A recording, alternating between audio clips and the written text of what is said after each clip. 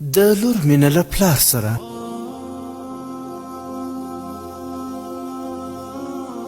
وایي چې په کوم کلي کې یو سپینګری وفات شوی و. د غسل او کفن وروسته چې کله جنازه تیاره شوه او جنازه یې پورته شوه، نو په دې وخت کې له کوم لوري یو مسافر راغلو او د کټ پښه یې ونیوله چې تر هغه وخته مړی نشي ښخولی چې زما 15 لکه روپۍ قرض رانه کړئ. دا مړی زما قرضدار و او زه مخکې د ده له ښخولو څخه خپل قرض غواړم. ټول خلک حیران ودرېدل. د مړي زامنو وویل چې پلار خو موږ ته د قرض په هکله څه نه و ویلي چې دی قرضدار دی، نو موږ دا قرض نه منو او نه یې ورکوو. د مړي ورونو وویل چې زامن یې نه منې نو موږ یې هم ذمهوار نه یو.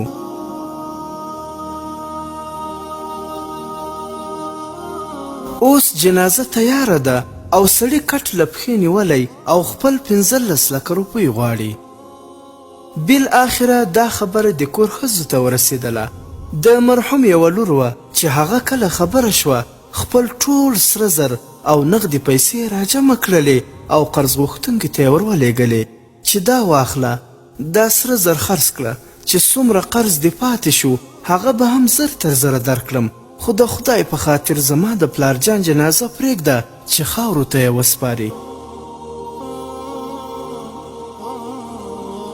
قرض غوښتونکي ته چې کله دا خبر راورسېده نو خلکو ته یې مخ راواړولو او زیاته یې کړه. اصلا خبره داسې ده چې دا شخص زما نه بلکې زه د ده 15 لکه روپۍ قرضداره وم. زه راغلم چې د ده امانت ور وسپارم، خو دلته خبر شوم چې دی وفات شوی دی. دا چې ما د ده وارثان نه پیژندل نو د دې لپاره مې دا ډرامه وکړه. خو اوس زه پوه شوم چې د مرحوم فقط یوه لور پاتې ده، کوم زوی او ورور نه لري، نو دغه 15 لکه روپۍ به یې لور ته ورکړم.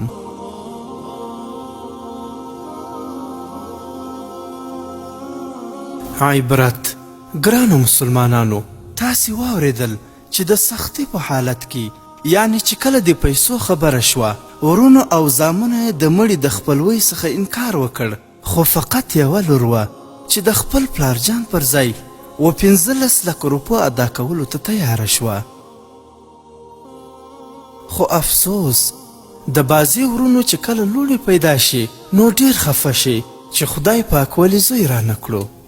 حال دا چې لور خو د خدای رحمت وي او ډېره مهربانه وي، او په حدیث شریف کې راځي په کوم کور کې چې لور پیدا شي په هغه کور باندې 40 ورځې د الله رحمت ورېږي.